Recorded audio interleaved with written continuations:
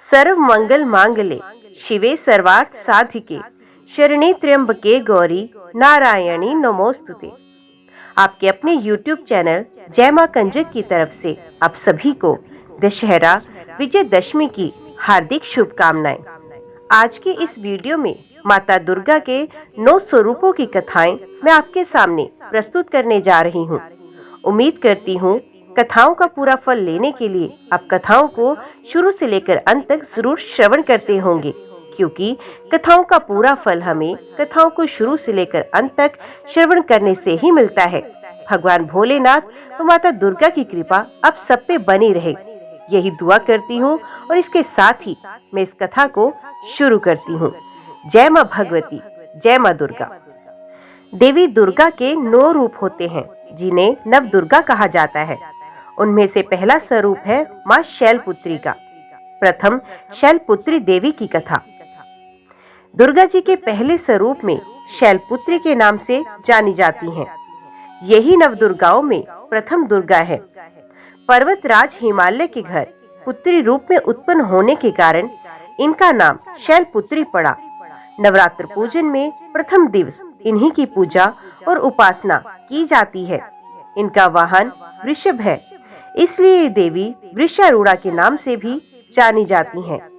इस देवी ने दाएं हाथ में त्रिशूल धारण कर रखा है और बाएं हाथ में कमल सुशोभित है।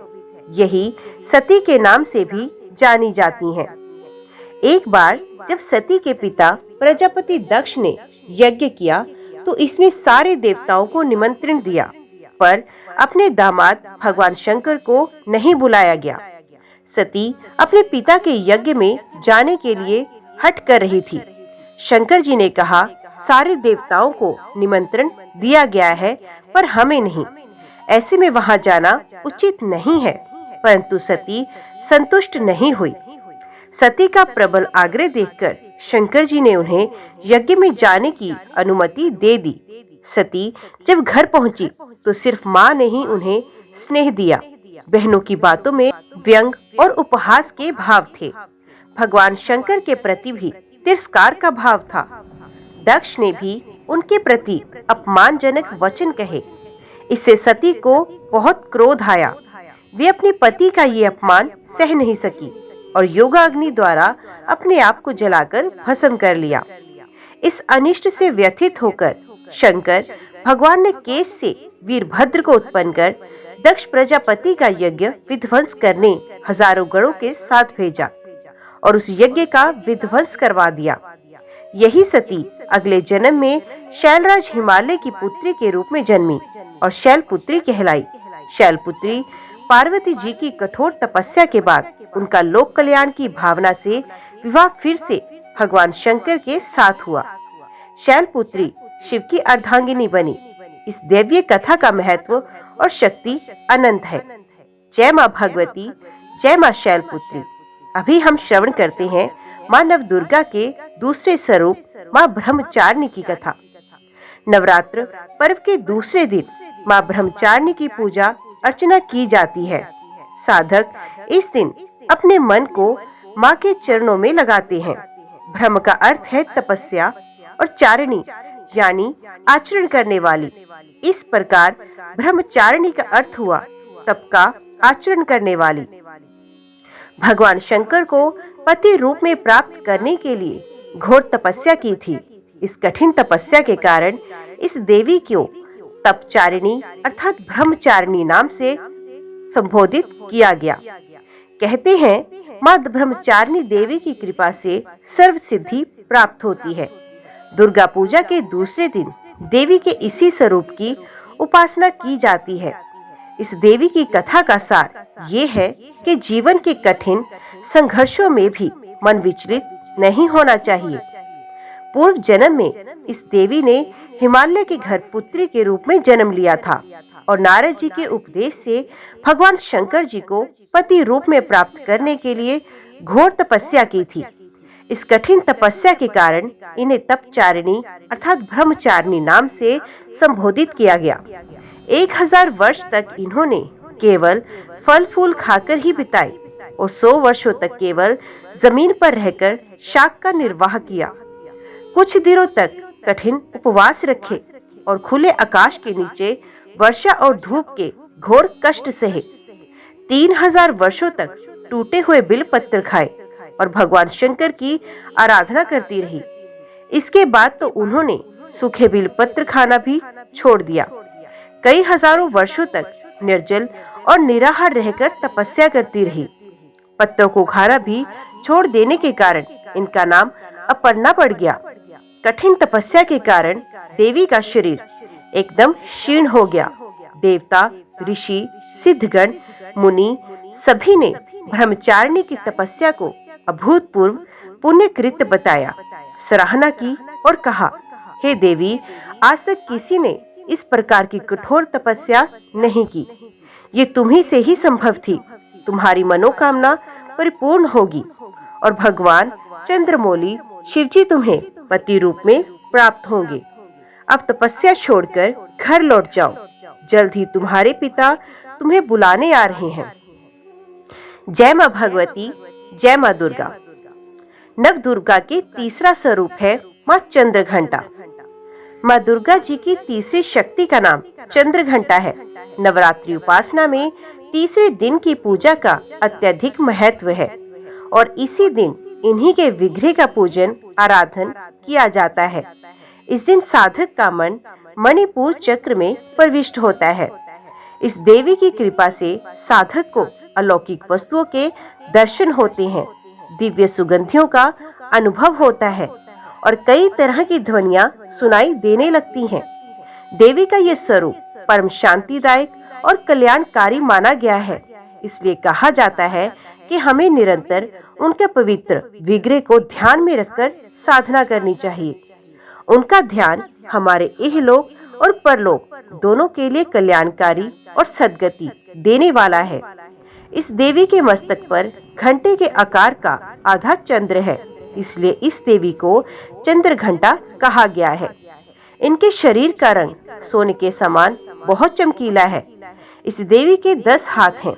वे खड्ग और अन्य अस्त्र शस्त्र से विभूषित हैं। सिंह पर सवार होकर इस देवी की मुद्रा युद्ध के लिए उद्यत रहती है। इसके घंटे से ही भयानक ध्वनि से अत्याचारी दानव, दैत्य और राक्षस कांपते रहते हैं। नवरात्रि में तीसरे दिन इसी देवी की पूजा का महत्व है। इस देवी की कृपा से साधक को अलौकिक वस्तुओं के दर्शन होते हैं, दिव्य सुगंधियों का अनुभव होता है और कई तरह की ध्वनियां सुनाई देने लगती हैं। इन क्षणों में साधक को बहुत सावधान रहना चाहिए। इस देवी की आराधना से साधक में वीरता और निर्भयता के साथ ही सौम्यता और विनम्रता का विकास होता है। इसलिए हमें चाहिए कि मन, वचन और कर्म के साथ ही काया को विहित विधि विधान के अनुसार परिशुद्ध पवित्र करके चंद्रघंटा के शरणागत होकर उनकी उपासना आराधना करनी चाहिए। इससे सारे कष्टों से मुक्त होकर सहज ही परम पद के अधिकारी बन सकते हैं। ये देवी कल्याणकारी हैं। जय मां भगवती, जय मां दुर्गा। मां नवदुर्गा का चौथा स्वरूप है मां कुष्मांडा। नवरात्र पूजन के चौथे दिन कुष्मांडा देवी के स्वरूप की ही उपासना की जाती है। इस दिन साधक का मन अनाहत चक्र में अवस्थित होता है। नवरात्रि में चौथे दिन देवी को कुष्मांडा के रूप में पूजा जाता है। अपनी मंद हल्की हंसी के द्वारा अंड यानी ब्रह्मांड को उत्पन्न करने के कारण इस देवी को कुष्मांडा नाम से अभिहित किया गया था। जब सृष्टि नहीं थी, चारों तरफ अंधकार ही अंधकार था, तब इसी देवी ने अपने इष्ट हास्य से ब्रह्मांड की रचना की थी। इसलिए इसे सृष्टि की आदि स्वरूपा या आदि शक्ति कहा गया है। इस देवी की 8 भुजाएं हैं, इसलिए अष्टभुजा कहलाई। इनके 7 हाथों में कमंडल, धनुष, बाण, कमल पुष्प, अमृतपूर्ण कलश, चक्र तथा गदा है। 8वें हाथ में सभी सिद्धियों और निधियों को देने वाली जप माला है। इस देवी का वाहन सिंह है और इन्हें कुम्हड़े की बलि दी जाती है। संस्कृत में कुम्हड़े को कुष्मांड कहते हैं, इसलिए इस देवी को कुष्मांडा कहते हैं। इस देवी का वास सूर्य मंडल के भीतर लोक में है। सूर्यलोक में रहने की शक्ति क्षमता केवल इन्हीं में है। इसलिए इनके शरीर की कांति और प्रभा सूर्य की भांति ही देदीप्यमान है। इनके ही तेज से 10 दिशाएं आलोकित हैं। ब्रह्मांड की सभी वस्तुओं और प्राणियों में इन्हीं का तेज व्याप्त है। अचंचल और पवित्र मन से नवरात्रि के चौथे दिन इस देवी की पूजा आराधना करनी चाहिए। इससे भक्तों के रोगों और शोकों का नाश होता है तथा उसे आयु, यश, बल और आरोग्य प्राप्त होता है। ये देवी अत्यल्प सेवा और भक्ति से ही प्रसन्न होकर आशीर्वाद देती हैं। सच्चे मन से पूजा करने वाले को सुगमता से परम पद प्राप्त होता है। विधि विधान से पूजा करने पर भक्त को कम समय में ही कृपा का सूक्ष्म भाव अनुभव होने लगता है। ये देवी आदियों व्याधियों से मुक्त करती हैं और उसे सुख, समृद्धि और उन्नति प्रदान करती हैं। अंततः इस देवी की उपासना में भक्तों को सदैव तत्पर रहना चाहिए। जय माँ भगवती, जय माँ दुर्गा। नवदुर्गा का 5वां स्वरूप है माँ सकंद माता। नवरात्रि का 5वां दिन सकंद माता की उपासना का दिन होता है। मोक्ष के द्वार खोलने वाली माता परम सुखदायी हैं। माँ अपने भक्तों की समस्त इच्छाओं की पूर्ति करती हैं। इस देवी की 4 भुजाएं हैं। ये दाईं तरफ की ऊपर वाली भुजा में सकंद को गोद में पकड़े हुए हैं। नीचे वाली भुजा में कमल का पुष्प है। बाईं तरफ ऊपर वाली भुजा में वरद मुद्रा में है और नीचे वाली भुजा में कमल पुष्प है। पहाड़ों पर रहकर सांसारिक जीवों में नवचेतना का निर्माण करने वाली सकंद माता नवरात्रि में 5वें दिन इस देवी की पूजा अर्चना की जाती है। कहते हैं कि इनकी कृपा से मूढ़ भी ज्ञानी हो जाता है। सकंद कुमार कार्तिकेय की माता के कारण इन्हें सकंद माता नाम से अभिहित किया गया है। इनके विग्रह में भगवान सकंद बाल रूप में इनकी गोद में विराजित हैं। इस देवी की 4 भुजाएं हैं। ये दाईं तरफ की ऊपर वाली भुजा से सकंद को गोद में पकड़े हुए हैं। नीचे वाली भुजा में कमल का पुष्प है। बाईं तरफ ऊपर वाली भुजा में वरद मुद्रा है और नीचे वाली भुजा में कमल पुष्प है। इनका वर्ण एकदम शुभ्र है। ये कमल के आसन पर विराजमान है, इसलिए इन्हें पद्मासना भी कहा जाता है। सिंह इनका वाहन है। शास्त्रों में इसका पुष्कल महत्व बताया गया है। इनकी उपासना से भक्त की सारी इच्छाएं पूरी हो जाती हैं। भक्त को मोक्ष मिलता है।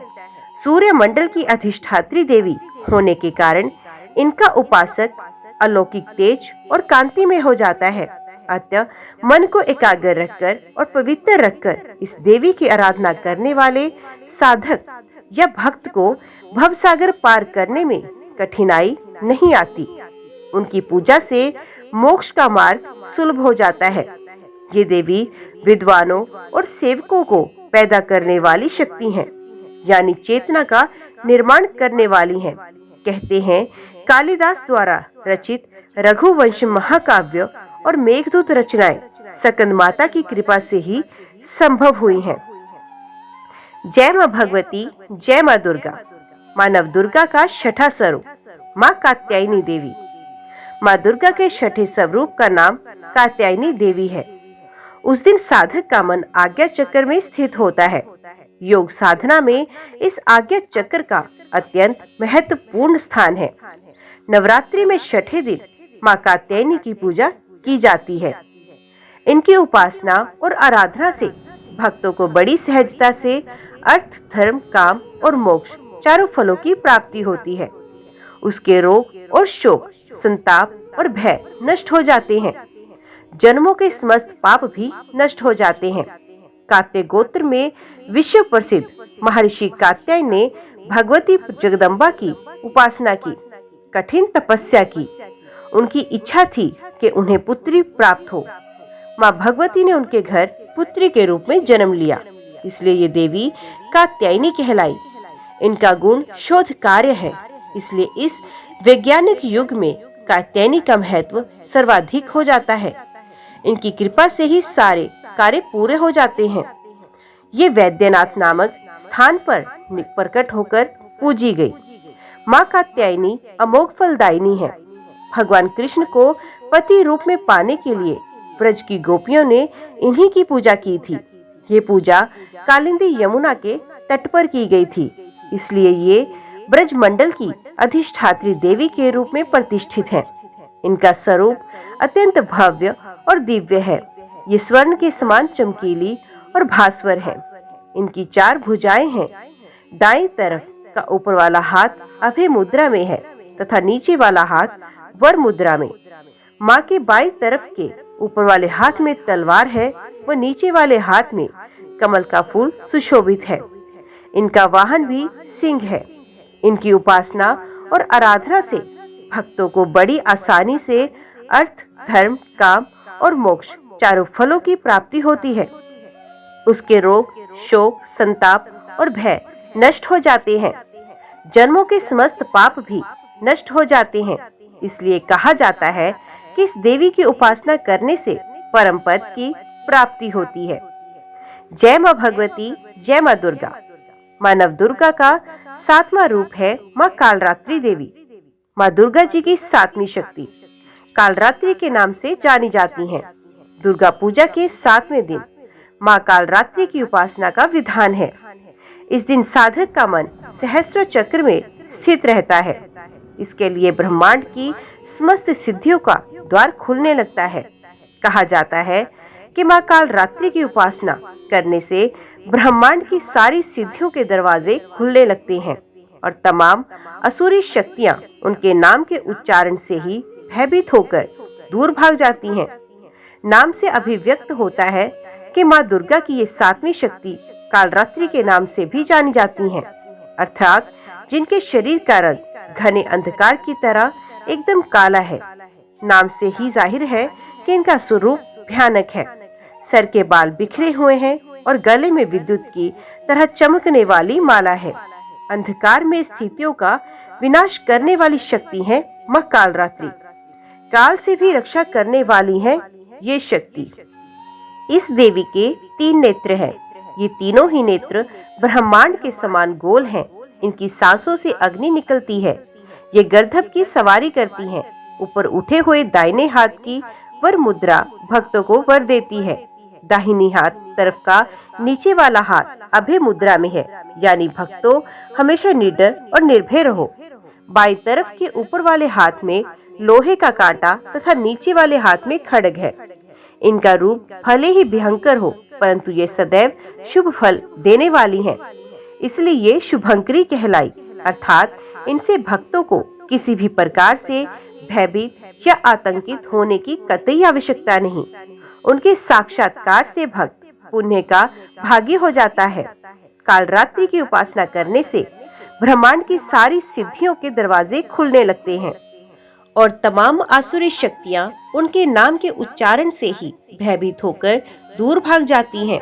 इसलिए दानव, दैत्य, राक्षस और भूत प्रेत उनके स्मरण से ही भाग जाते हैं। ये ग्रह बाधाओं को भी दूर करती हैं और अग्नि, जल, जंतु, शत्रु और रात्रि भय दूर हो जाते हैं। इनकी कृपा से भक्त हर तरह के भय से मुक्त हो जाता है। जय माँ भगवती, जय माँ दुर्गा। माँ नवदुर्गा का 8वां रूप है माँ महागौरी। माँ दुर्गा जी की 8वीं शक्ति का नाम महागौरी है। दुर्गा पूजा के 8वें दिन महागौरी की उपासना का विधान है। नवरात्रि में 8वें दिन महागौरी शक्ति की पूजा की जाती है। नाम से प्रकट है कि इनका रूप पूर्णतः गौर वर्ण का है। इनकी उपमा शंख, चंद्र और कुंद के फूल से दी गई है। अष्टवर्षा भवेत गौरी, यानी इनकी आयु 8 वर्ष की मानी गई है। इनके सभी आभूषण और वस्त्र श्वेत हैं, इसलिए इन्हें श्वेतांबरा भी कहा गया है। इनकी 4 भुजाएं हैं और वाहन वृषभ है, इसलिए वृषणारूढ़ा भी कहा जाता है। इनके ऊपर वाला दाहिना हाथ अभय मुद्रा में है तथा नीचे वाला हाथ त्रिशूल धारण किए हुए है। ऊपर वाले बाएं हाथ में डमरू धारण कर रखा है और नीचे वाले हाथ में वर मुद्रा है। इनकी पूरी मुद्रा बहुत शांत है। पोती रूप में शिव को प्राप्त करने के लिए महागौरी ने कठोर तपस्या की थी। इसी कारण से इनका शरीर काला पड़ गया, परंतु तपस्या से प्रसन्न होकर भगवान शिव ने इनके शरीर को गंगा के पवित्र जल से धोकर कांतिमय बना दिया। इनका रूप गौर वर्ण का हो गया, इसलिए ये महागौरी कहलाई। ये अमोघ फलदायिनी है और इनकी पूजा से भक्तों के तमाम कल्मश धुल जाते हैं, पूर्व संचित पाप भी नष्ट हो जाते हैं। महागौरी का पूजन अर्चन, उपासना, आराधना कल्याणकारी है। इनकी कृपा से अलौकिक सिद्धियां भी प्राप्त होती हैं। एक और मान्यता के अनुसार एक भूखा सिंह भोजन की तलाश में वहां पहुंचा जहां देवी उमा तपस्या कर रही होती हैं। देवी को देखकर सिंह की भूख बढ़ गई, परंतु वे देवी के तपस्या से उठने का प्रतीक्षा करते हुए वहीं बैठ गया। इस प्रतीक्षा में काफी कमजोर हो गया। देवी जब तप से उठी तो सिंह की दशा देखकर उन्हें उस पर दया आ गई। उन्होंने दया भाव और प्रसन्नता से उसे भी अपना वाहन बना लिया, क्योंकि वे उनकी तपस्या पूरी होने के प्रतीक्षा में स्वयं भी तप कर बैठा। कहते हैं, जो स्त्री माँ की पूजा भक्ति भाव सहित करती है, उनके सुहाग की रक्षा देवी स्वयं करती हैं। जय माँ भगवती, जय माँ दुर्गा। माँ नव दुर्गा का 9वां स्वरूप है माँ सिद्धिदात्री देवी। माँ दुर्गा की 9वीं शक्ति का नाम सिद्धिदात्री है। ये सभी प्रकार की सिद्धियों को देने वाली हैं। नवरात्र के 9वें दिन इनकी उपासना की जाती है। मान्यता है कि इस दिन शास्त्रीय विधि विधान और पूर्ण निष्ठा के साथ साधना करने वाले साधक को सभी सिद्धियों की प्राप्ति होती है। इस देवी के दाहिनी तरफ नीचे वाले हाथ में चक्र, ऊपर वाले हाथ में गदा तथा बाईं तरफ के नीचे वाले हाथ में शंख, ऊपर वाले हाथ में कमल का पुष्प है। इनका वाहन सिंह है और ये कमल पुष्प पर भी आसीन होती हैं। नवरात्र में ये अंतिम देवी हैं। हिमाचल के नंदा पर्वत पर इनका प्रसिद्ध तीर्थ है। माना जाता है कि इनकी पूजा करने से बाकी देवियों की उपासना भी स्वयं हो जाती है। ये देवी सर्व सिद्धियां प्रदान करने वाली देवी हैं। उपासक या भक्त पर इनकी कृपा से कठिन कार्य भी आसानी से संभव हो जाते हैं। अणिमा, महिमा, गरिमा, लघिमा, प्राप्ति, प्राक्मेय, इष्टव और वशीत्व 8 सिद्धियां होती हैं। इसलिए इस देवी की सच्चे मन से विधि विधान से उपासना आराधना करने से ये सभी सिद्धियां प्राप्त की जा सकती हैं। कहते हैं, भगवान शिव ने भी इस देवी की कृपा से ये तमाम सिद्धियां प्राप्त की थी। इस देवी की कृपा से ही शिव जी का आधा शरीर देवी का हुआ था। इस कारण शिव अर्धनारीश्वर नाम से प्रसिद्ध हुए। इस देवी के दाहिनी तरफ नीचे वाले हाथ में चक्र, ऊपर वाले हाथ में गदा तथा बाईं तरफ के नीचे वाले हाथ में शंख और ऊपर वाले हाथ में कमल का पुष्प है। विधि विधान से 9वें दिन इस देवी की उपासना करने से सिद्धियों की प्राप्ति होती है। इनकी साधना करने से लौकिक और परलौकिक सभी प्रकार की कामनाओं की पूर्ति होती है। माँ के चरणों में शरणागत होकर हमें निरंतर नियमनिष्ठ हो रहकर उपासना करनी चाहिए। इस देवी का स्मरण, ध्यान, पूजन हमें इस संसार की असारता का बोध कराते हैं और अमृत पद की ओर ले जाते हैं। जय माँ भगवती, जय माँ दुर्गा। आज की वीडियो में इतना ही। उम्मीद करती हूँ वीडियो आपको पसंद आई होगी। वीडियो पसंद आई हो तो वीडियो को लाइक और चैनल को सब्सक्राइब जरूर कीजिएगा। कमेंट बॉक्स में जय माता दी लिखकर अपनी हाजिरी और अपने सुझाव देना ना भूलिएगा। तो मिलते हैं अगली कथा अगली वीडियो के साथ। तब तक के लिए देखते व सुनते रहिए। जय मां कंजक, जय माता दी।